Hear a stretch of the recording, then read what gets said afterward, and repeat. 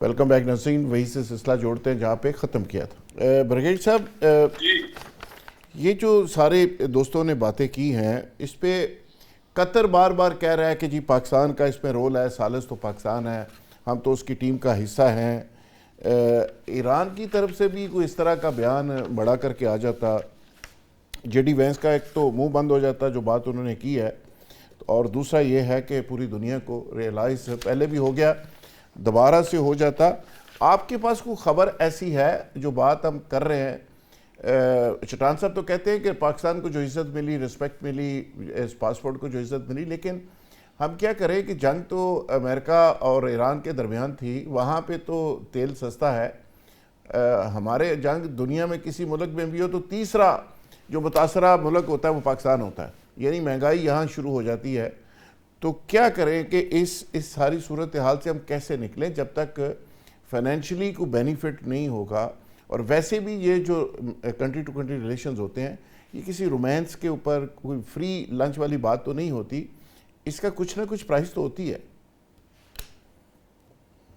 دیکھیں, میں آنیسٹلی سمجھتا ہوں کہ ہماری سول اور ملٹری لیڈرشپ نے, خاص کر ملٹری لیڈرشپ نے جو اتنی انگیجمنٹ کی ہے وائٹ ہاؤس میں, ریکارڈ 2 مرتبہ, کوئی اس کی مثال پہلے نہیں ملتی, اور اس کے بعد بھی آپ کو معلوم ہے کہ کتنے ہائی لیول پہ آپس میں تعلقات, مذاکرات ہوتے رہے ہیں. مجھے آئی ایم شیور کہ ہم نے اپنے جو نیشنل سیکورٹی انٹرسٹ ہیں یا نیشنل اکنامک انٹرسٹ جو ہیں ان کی بہتری کے لیے, جہاں جہاں ہمیں امریکہ کا اور مسلم کنٹریز کی ضرورت ہے, I am sure this must have been discussed. اور ایک جو مجھے بڑی چیز سامنے نظر آ رہی ہے وہ ہونی چاہیے کہ اگر واقعی ایران پہ سینکشن اٹھتی ہیں, ان پہ فائنینشیل سینکشن اٹھتی ہیں, ان کو آئل ایکسپورٹ کرنے کے لیے پوری اجازت دی جاتی ہے, تو یقیناً پاکستان کے لیے بہت بریک تھرو ہوگا اگر امریکن بالکل اس بات پہ ایگری کر جائیں کہ جناب Iran Pakistan gas pipeline جو ہے اس کی وہ اب بنے گی, بیکاز اب حالات بدل گئے. اگر Iran Pakistan gas pipeline بن گئی, یقین جانیے پاکستان کے لیے ایک بہت بڑا بریک تھرو ہوگا انرجی کرائسس میں, ہمارے اپنے گوادر پورٹ کی ڈیولپمنٹ, ہمارے بلوچستان کی اکانومی وغیرہ وغیرہ.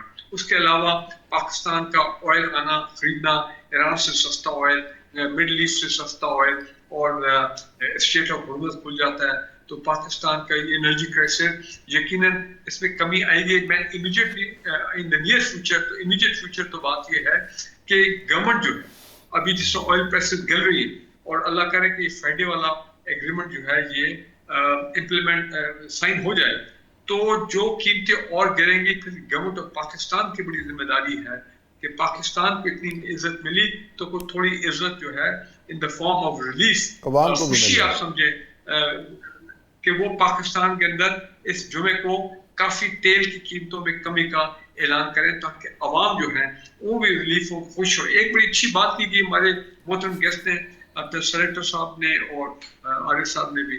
دیکھیں, پاکستان نے نیشنل انٹرنیشنل ریکنسیلیشن میں ایک بہت اچھا کردار ادا کیا ہے, تاریخی کردار. اس میں ہمیں اس کے پہلے کا اگزامپل نہیں ملتی, لیکن یہ بات بھی صحیح ہے کہ وقت آ گیا ہے کہ ہم پاکستان کے اندر جو ضرورت ہے پولیٹیکل ریکنسیلیشن کے لیے, جو پاکستان میں یونٹی آف فیڈریشن کے لیے جو اہم قدم اٹھانے چاہیے, چاہے وہ کے پی کے حوالے سے ہو, بلوچستان کے حوالے سے ہوں وغیرہ وغیرہ, اور بھی ریسنٹلی جس طرح اے جے کے میں ہے, تو یہ ایک بڑا نیشنل, یہ ہماری پولیٹیکل پارٹی, ہماری جو پولیٹیکل لیڈرشپ ہے, دیکھیں ان کو بھی, ان کی بھی ذمہ داری بنتی ہے, سب کام فوج میں نہ چھوڑے, سب کام سیکورٹی فورسز میں نہ چھوڑے. ہماری پولیٹیکل لیڈرشپ کو آگے آنا چاہیے, کھل کے آگے آنا چاہیے, بڑے اپنا جوش کے ساتھ آنا چاہیے کہ جناب اب وقت آ گیا, ہم انشاءاللہ پاکستان کے اندر بھی unity of the federation, national unity, لوگوں کا مرال ہائی کرنا, لوگوں کو ریلیز دینا, اس چیزوں میں آئیں کھل کے. مساقی جمہوریت ہو, مساقی معیشت ہو, یہ تمام چیزیں یہ سیاست دانوں نے کرنی ہے, میں نے اور آپ نے بیٹھ کے نہیں کرنی. میڈیا کا بھی بڑے امپورٹنٹ رول ہے, میڈیا کو بھی چاہیے کہ اب ان تمام چیزوں کے سامنے آئے تاکہ ہم ایک نئے ولولے کے ساتھ, ایک نئے سوچ کے ساتھ جو ہے آگے بڑھے اور ماضی کی چیزوں کو ایسے ہم جو ہے وہ پیچھے رکھتے جائیں. تو پاکستان میں بھی نیشنل ریکنسیلیشن کی میں سمجھتا ہوں بہت ضرورت ہے. اور میرا دل کہتا ہے کہ اپنا جس طرح وارڈر صاحب نے کہا یقیناً کنٹینر کے اندر والی بات تو میں نہیں مانتا ہوں, لیکن آئی ایم شیور تمام سول ملٹری لیڈرشپ سب لوگ ایک پیج پہ ہوں گے اور پاکستان کے لیے اچھے فیصلے ہوں گے آنے والے ہفتوں میں. عارف جوئی صاحب, یہ ساری سچویشن اپنی جگہ, پاکستان ایران کے ساتھ جس طرح کھڑا رہا, ایران کی طاقت کو پاکستان نے بچایا, سعودی عرب کے ساتھ لڑائی سے بچایا, پاکستان ہر طرح سپورٹ کرتا رہا, وہ کہنے کی بات نہیں. لیکن ایرانی وزیر خارجہ انڈیا پہنچ جاتا ہے, اس کے باوجود کہ انڈیا نے وہاں پہ را کا اور موساد کا پورا نیٹ ورک بنایا, اور ایران کے اندر جو انہوں نے انڈیا نے کیا, جو ان کے جہاز کو برباد کیا, تباہ کیا, اسرائیل کے ساتھ جو ان کی دوستی ہے, یہ ساری چیزیں اپنی جگہ. لیکن پھر ایران کو آخر کیا رومانس ہے؟ تیل فری دیتے ہیں تو انڈیا کو, سستا دینا ہے تو انڈیا کو, کیا وجہ کیا ہے؟ آپ دیکھیں کہ یہ جو انڈیکس آتے ہیں نا کہ جی ہماری رینکنگ کیا آ گئی ہے یہ دنیا میں, ہم امن و امان کے حوالے سے ہم کہاں کھڑے ہیں, غالباً 137 نمبر پہ یا 163 یا نیچے 168 پہ کھڑے ہیں. یہ چیزیں جو ہیں اس کا تعلق, یہ پرسیپشن جو آپ کے ہے نا, یہ انڈیکسز میں نہیں آتے. آپ گئے, آپ نے جا کے فیلڈ مارشل صاحب گئے, پرائم منسٹر گئے, سب نے جا کے انہیں اپنے آپ کو پیش کیا کہ حضور ہم حاضر ہیں, جو ہم آپ کے لیے کر سکتے ہیں, ہمارے پاس معدنیات بھی ہیں, ریئر ارتھ منرلز ہیں, یہ بھی ہم آپ کی خدمت میں پیش کرتے ہیں, اور ہم خود بھی حاضر ہیں. آپ جب چاہیں ہمیں آپ فون کریں, ہم آپ کی کے بیاپ پہ اپنا ٹویٹ کر دیں گے, ہم آپ کے بیاپ پہ سارا کچھ کر دیں گے. اب جو اصل بات ہے نا, میں آپ کو ایک کرتا ہوں, اصل بات جو ایران کو معلوم ہے, وہ ایران اپنے طور پر بڑا کلیئر کٹ سمجھتا ہے کہ ہمارا تعلق جو ہے وہ امریکہ کے ساتھ ہے, ہمارا تعلق ایران کے ساتھ وہ نہیں ہے جو ہونا چاہیے. تو جب آپ کا تعلق ایک دو باتیں ہوتی ہیں, ایک تو آپ طاقتور ہوں, آپ ایک بہت بڑی اکانومی ہوں, آپ بہت بڑی جمہوریت ہوں, تو پھر آپ کے ساتھ ڈیل کرتے ہوئے لوگ بہت سوچ سمجھ کے کرتے ہیں اور آپ کو بہت اہمیت دیتے ہیں. دوسرا یہ ہے کہ اگر آپ کی کسی کے ساتھ وفا ہے تو وہ بھی ایسی ہو کہ نظر آئے کہ بھی آپ کے ساتھ اب درمیان میں آپ نے ہم رول پلے کیا. پہلی ایٹمی طاقت ہے اسلامی ممالک میں. ہمارا ایک بڑا دفاعی, ایک بہت بڑا پوری دنیا کے اندر ایک, آپ سمجھتے ہیں کہ ایک مقام ہے پاکستان کا. آپ سعودی عرب کو سیکیورٹی دے رہے ہیں, دنیا آپ کی طرف دیکھ رہی ہے, آپ کا ایک رول ہے. نہیں, آپ اس سے کون انکار کر رہا ہے؟ آپ کا سوال یہ تھا کہ ایران جو ہے وہ انڈیا کی طرف کیوں دیکھتا ہے. اس کی وجہ یہ ہے کہ انڈیا کی پالیسی جو ہے وہ مستحکم ہے. وہاں انہیں پتا ہے کہ جو گورنمنٹ بنتی ہے کئی سال کے لیے بنتی ہے, انہیں یہ پتا ہے کہ وہاں الیکشن چوری نہیں ہوتا, لوگوں کا ووٹ جو ہے اس کی عزت ہوتی ہے, جو جسے وہ ووٹ دیتے ہیں وہی پرائم منسٹر بنتا ہے, وہی گورنمنٹ بنتی ہے. تو اور وہاں ادارے, جو اخونزادہ صاحب نے بڑی خوبصورت بات کی تھی, بات یہ کہ وہاں انہیں پتا ہے کہ ادارے جو ہیں وہ اپنی اپنی حدود کے اندر ہیں. چاہے اندرا گاندھی قتل ہو جاتی ہے تو وہاں پارلیمنٹ کا اجلاس شروع ہو جاتا ہے, جب تک وہ راجیو گاندھی کو پرائم منسٹر نہیں بنا لیتے, کنٹینویشن نہیں کر لیتے, اس وقت تک وہ اجلاس برخاست نہیں ہوتا. اور اس سارے عرصے میں وہاں کی فوج کو یہ ہمت نہیں ہوتی کہ وہ درمیان میں دخل اندازی کرے. تو آپ دیکھیں, میں آپ کو عرض کروں, جو حقائق ہے نا, اصل میں ہم اس سے چراتے ہیں آنکھیں. یہ اگر آج ہم یہ طے کر لیں نا کہ ہماری فوج سب سے بڑی فوج ہے دنیا کی, سب سے بڑی میں نہیں کہہ سکتا, لیکن یہ کہ دنیا کی ایک عظیم فوج ہے جس میں بہت زیادہ حوصلہ بھی ہے, ہمت بھی ہے, اور یعنی عقل بھی ہے, سوچ اور سمجھ بھی ہے. تو یہ ہوگی ایک طرف. دوسری طرف ہم آ جائیں, جس کو دنیا ڈیل کرتی ہے وہ کرتی ہے سیاستدانوں کے ساتھ, وہ کرتی ہے لوگوں کے منتخب نمائندوں کے ساتھ. تو ہم اگر یہاں پارلیمانی جمہوریت جو ہے اس کو بھی ہم آزاد کر دیں, اور وہ بھی ہمیں لوگوں کو پتا چلے کہ جناب ایک طرف ان کی ایک عظیم فوج ہے اور دوسری طرف یہ ایک عظیم ریاست ہے جو اپنے لوگوں کے ووٹ کا احترام کرتی ہے, اور وہاں کسی شخص کو بغیر مقدمہ چلائے گرفتار نہیں کیا جاتا, اور پھر وہاں کی عدالتیں جو ہے وہ آزاد ہے, اور وہاں 26ویں اور 27ویں آئینی ترمیم اور 28ویں آئینی ترمیم آ کے آئین کا حلیہ نہیں بگاڑا جاتا. تو آپ دیکھیے اب آپ کی عزت کہاں پہنچتی ہے. یعنی آپ کو ساتھ چلنا ہوگا. ایک طرف آپ اپنا پرسپشن بھی ہم صحیح نہیں کر سکے, ہمیں ان کا ساتھ دینا تو چاہیے تھا, لیکن ڈونلڈ ٹرمپ جیسے آدمی کے لیے ہم کہہ رہے ہیں کہ ہم نوبل انعام آپ کو دیں, جو لاکھوں انسانوں کا قاتل ہے اور وہ بھی مسلمانوں کا قاتل ہے, اور جس کے دائیں بائیں جو بیٹھے ہوئے ہیں وہ اپنے اوپر انہوں نے کافر لکھا ہوا ہے ایکٹر نے, اور وہ مسلمانوں کے خلاف تلے ہوئے ہیں, اور ہم ان کو کہتے ہیں کہ نہیں جناب آپ اس سارے قافلے کے سالار ہوتے ہوئے آپ ہیں ہمارے وہ امن کے انعام کے حقدار. جب آپ اس طرح کی بات کرتے ہیں تو آپ کا کیا خیال ہے؟ ایران عارف چوئی صاحب وہ بھی ایک ڈپلومیسی ہے, پرائم منسٹر صاحب نے ان کی تعریف کر کے ان کو انگیج کیا, اور آج آپ کا اتنا نام پوری دنیا میں بنا, آپ بادشاہ بن گئے. ڈپلومیسی میں اس طرح سلیوٹ نہیں کیا جاتا, اس کا پرسپشن کبھی قوم کے حد تک آپ تبصرے سن رہے ہیں. ان دنوں میں لوگ بڑے بڑے جو بین الاقوامی مبصر تھے انہوں نے کہا کہ عظیم قوم کی قیادت کن لوگوں کے ہاتھوں میں ہے, آپ جائیں ڈپلومیٹیکلی ان کا ساتھ دیں, ان کو اپنے آپ کو وہاں جائیں. ٹھیک ہے, یہ اس حد تک جانا اکبر زادہ چٹان صاحب, ٹھیک ہے ٹھیک ہے, چٹان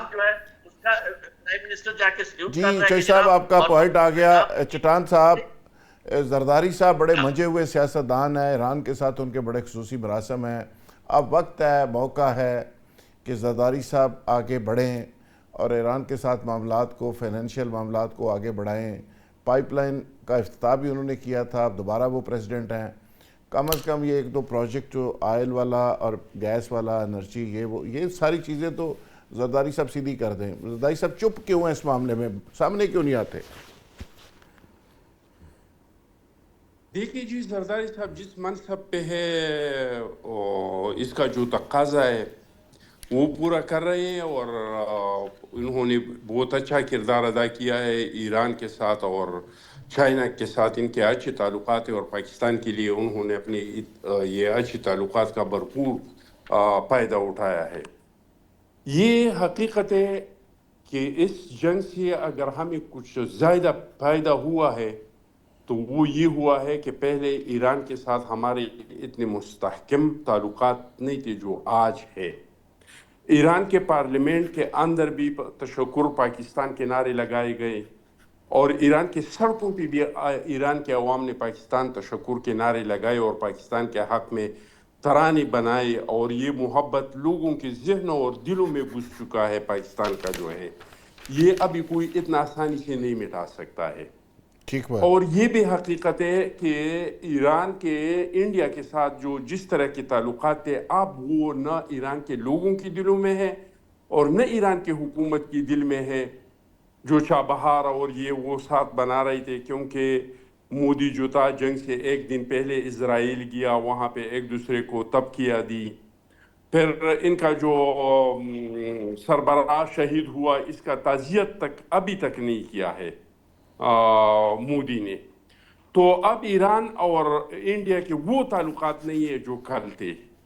اب یہ سوال کہ ایران کیوں انڈیا کے ساتھ اپنا سفارتی تعلقات رکھتے ہیں, تو آپ کو پتہ ہے کہ انڈیا پہ اقتصادی پابندیاں تھی اور اس کے باوجود بھی انڈیا ایران سے فیول لے رہے تھے. ہر ملک اپنے مفاد کے بارے میں سوچتے ہیں. اب یہ کہنا کہ ہم امریکہ کے ساتھ اب بھی تعلقات اس وجہ سے خراب کریں کہ اگر اس کا اپنا مطلب پورا ہوا تو پھر وہ پاکستان کا پوچھے گا بھی نہیں. تو کیا اگر ہمارا اپنے مفادات پوری ہو گئی تو ہم امریکہ کا پوچھیں گے؟ کبھی بھی نہیں پوچھیں گے. چائنا ہمارا بہت اچھا دوست ہے, تو کیا ہم امریکہ کے ساتھ تعلقات نہیں رکھ رہے ہیں؟ ان کے ساتھ ہمارے بہت اچھے تعلقات نہیں ہیں. ہر ملک, ایران اپنے مفاد کے بارے میں سوچتے ہیں, امریکہ اپنے مفاد کے بارے میں سوچتے ہیں, اور ہمیں اپنے مفاد کے بارے میں سوچنا چاہیے. اب یہ ہمارا ایک خارجہ پالیسی رہا ہے کہ ہم جب چائنا کے پاس جاتے ہیں تو ہم سوچتے ہیں کہ اس پہ امریکہ کی کیا تحفظات ہوں گے. جب امریکہ کے پاس جاتے تو سوچتے ہیں کہ چائنا کی اس پہ کیا تحفظات ہوں گے. ایران کے پاس جاتے تو سوچتے ہیں کہ اس پہ سعودی کی کیا تحفظات ہوں گی.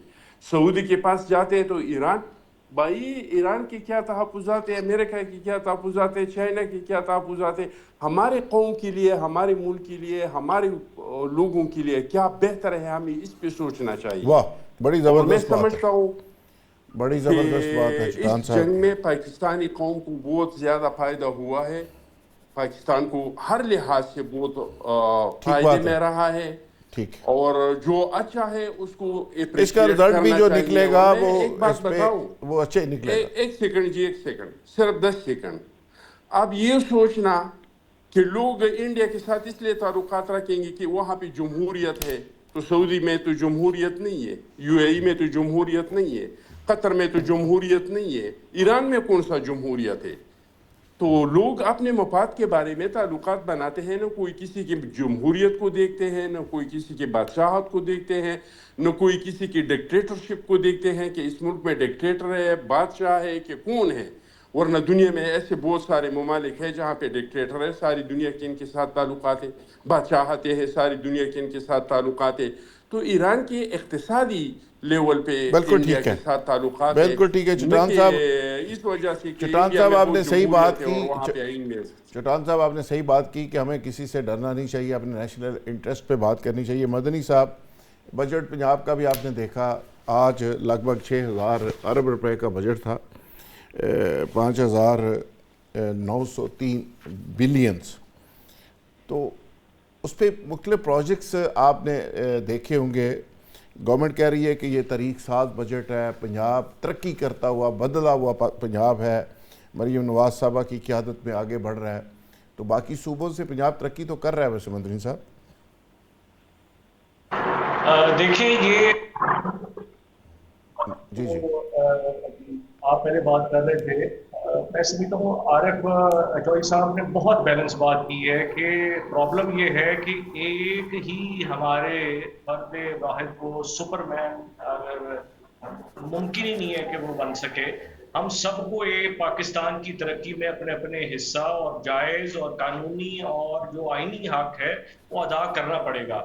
اگر ہم چاہیں کہ ہم پارلیمنٹ کے اندر ڈمی لوگ بٹھا دیں اور جو کہ عوام کی طرف سے آئی نہ ہو اور ایک میسو سپورٹڈ پارٹی کو آپ دیوار سے کے اندر چننے سے بھی زیادہ اگلا والا کام کر دیں، ظلم کی انتہا جو آج تک نہیں ہو سکی وہ مدنی کریں، صاحب تو یہ بجٹ میں کب سمجھتا تھا؟ ہوں بجٹ یہ خودکشی کی وہ تو بات آپ نے پہلے بھی کی، موڑ میں بجٹ. پاکستان.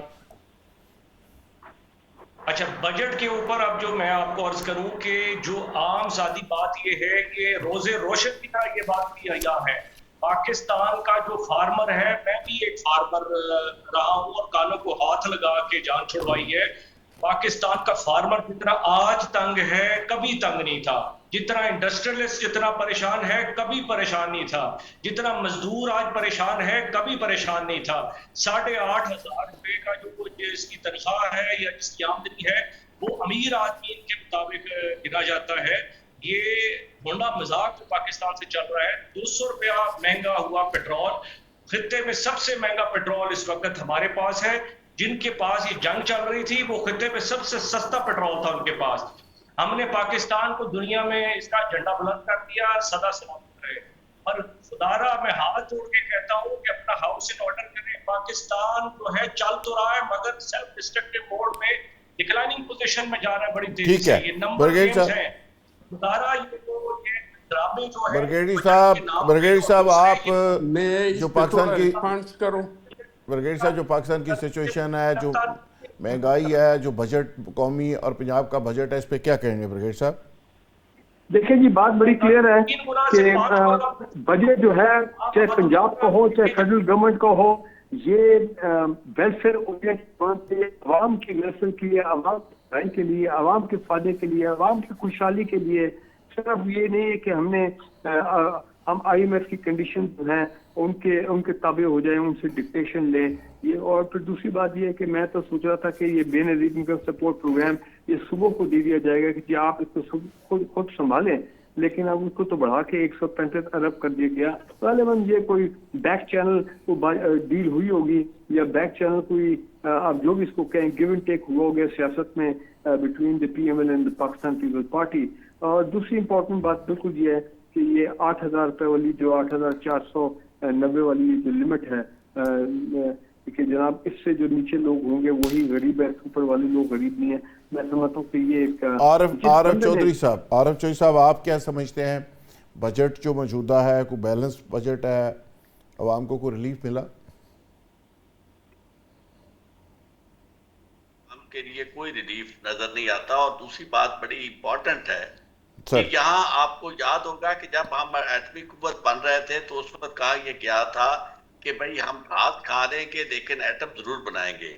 اور اس وقت میں نے عرض کیا تھا کہ گھاس وہ کھائے گا جو آلریڈی کھا رہا ہے, اور بلکہ اب خشک کھا رہا ہے تو کل کو اسے سوکھی گھاس کھانی پڑے گی. وہ عام آدمی ہے جس کو یہ ساری قربانیاں دینی پڑتی ہیں. پاکستان میں ایسے حالات میں اگر آپ بجٹ دینا چاہتے ہیں تو آپ کو کم از کم وہ جو لگری ہے, جو آپ اتنی گاڑیاں منگا رہے ہیں, اور جتنے غیر ترقیاتی اخراجات ہیں, اور یہ جو پروٹوکول ہے جس کا ساری دنیا آپ کے ساتھ یہ کہہ رہی ہے کہ آپ کیا کر رہے ہیں, یہ چیزیں ختم کریں. اور دوسرا یہ ہے کہ یہ کرپشن جو آپ کی اپنی نظروں کے سامنے ہو رہی ہے, اور صرف آپ بیٹھ کے ہمیں یعنی ذوالفقار راحت بنے ہوئے ہیں جنہیں ادروائز ایڈمنسٹریٹر بننا چاہیے, وہ آپ کی طرح اینکر پرسن بنے ہوئے ہیں اور تجزیہ کر کے ہمیں بتا رہے ہیں کہ اتنی کرپشن ہو رہی ہے. ہم بھائی آپ کو یہ بتانے کے لیے نہیں کہ لوگ آپ کو دیکھ رہے ہیں کہ آپ صرف یہ ہمیں بتائیں کہ اتنی کرپشن. آپ نے اس کرپشن کے انڈیکس کو بہتر کرنے کی کہاں کوشش کی؟ آپ نے پاکستان کی اکانومی کو, آپ مجھے یہ بتا دیں کہ کہاں آپ نے کوئی ایسا کٹ لگایا ہے بجٹ میں جس سے جو امیر آدمی ہے, جو اشرافیہ ہے, اس کی مراعات, اور خاص طور پہ پارلیمنٹ کے اندر بیٹھے ہوئے ججز, آپ کے حکمران سارے کے سارے, جن کی 600% آپ نے مراعات بڑھا دی ہے. یعنی اگر آپ اس طرح کریں گے تو یہ مذاق پاکستان کے ساتھ کئی سالوں سے ہو رہا ہے, یہ چلتا رہے گا. اس کو آپ کبھی لفظوں کے ساتھ آپ کہہ دیں گے, کبھی کہیں گے کہ جی ٹرکل ڈاؤن اثرات ہو رہے ہیں, عوام تک آہستہ آہستہ پہنچ جائیں گے. لیکن علامہ اقبال نے کہا تھا کہ الفاظ کے پیچوں میں الجھتے نہیں دانا, غواص کو مطلب ہے صدف سے کہ گوہر سے. اگر آپ نے صحیح معنوں میں عوام دوست بجٹ لانا ہو تو آپ سب سے پہلے وہ غیر ترقیاتی اخراجات اور آپ کے جو اس طرح کے للے تللے ہیں اور جہاز خریدنے غیر ضروری طور پر, اور جناب دورے کر دیں پاکستان کی کاسٹ کے اوپر, اپنے مہمانداری کرنی, اور یعنی اس ساری چیزوں سے آپ جان چھڑائیں گے. چٹان صاحب آپ کا چٹان صاحب کیا تبصرہ ہے جی اس پہ؟ دیکھیے جی, ہم نے تو پہلے سے کہا ہے کہ یہ اشرفیہ کا بجٹ ہے, اور ہم ابھی تک اس پہ حکومت کے ساتھ لڑ رہے ہیں, کوشش کر رہے ہیں کہ اس کو کتنا عوامی بنا سکتے ہیں. لیکن میں پی ٹی آئی کے بھائی سے ایک سوال پوچھتا ہوں کہ اگر آپ لوگ مانتے ہیں کہ مہنگائی ہے, آپ لوگ مانتے ہیں کہ کرپشن ہے, آپ لوگ مانتے ہیں کہ نااہلی ہے, تو آؤ اسمبلی میں بات کرو نا. قوم نے آپ کو ووٹ دیا ہے. میں نے تو آپ کے اپوزیشن لیڈر کے منہ سے کبھی نہیں سنا, آپ کے ممبر کے منہ سے کبھی نہیں سنا. آپ لوگ تو ایک ہی بات کرتے ہیں کہ قیدی 804 کے ساتھ ہمارا ملاقات کرواؤ. تو اگر آپ لوگ سمجھتے ہیں کہ اس ملک کے عوام کو اتنی مشکلات ہے تو آپ لوگ اپوزیشن میں ہیں, یہ آپ لوگوں کی ڈیوٹی ہے. میں نے تو نہ ایک دن یہ دیکھا کہ پی ٹی آئی نے کوئی دھرنا دیا مہنگائی کے خلاف, یا کرپشن کے خلاف, یا کوئی اور چیز کے خلاف, یا ان لوگوں نے کوئی تقریر کیا. یہ بجٹ اسپیچ ہو رہا تھا, یہ وہی نعرے لگا رہے تھے کہ ہمارا ملاقات کراؤ قیدی 804 سے. ان لوگوں نے تو ایک بار بھی نہیں کہا ہے کہ مہنگائی کیوں آ گئی, یہ پیٹرول کیوں مہنگا ہو گیا. اگر آپ لوگ سمجھتے ہیں کہ یہ چیزیں ہیں تو آؤ عوام کے سامنے یہ ان مسائل کو اسمبلی کے اندر رکھ لے, میڈیا پہ رکھ لے, عوامی مظاہر اس پہ کر لے. ابھی تک تو جو احتجاج میں نے دیکھا ہے وہ صرف اور صرف جو ہے اڈیالہ جیل کے سامنے 804 نمبر قیدی سے ملاقات کے لیے ہو رہا ہے. میں نے تو ایک دن بھی اپوزیشن کا نہیں دیکھا کہ اسمبلی میں یا اسمبلی کے باہر ان لوگوں نے ان مسائل کے لیے کوئی آواز اٹھایا ہے, جو میرا بھائی ابھی میڈیا پہ بیٹھ کے بات کرتے ہیں. جی ٹھیک ہے, چٹان صاحب بہت شکریہ, برگیڈ صاحب آپ کا شکریہ, عارف چودھری صاحب, مدنی صاحب, تمام مہمانوں کا بہت شکریہ جی. اس کے ساتھ اجازت چاہیں گے, کل نئے پروگرام اور نئے مہمانوں کے ساتھ دوبارہ ملاقات ہوگی. تب تک کے لیے اجازت, بہت شکریہ.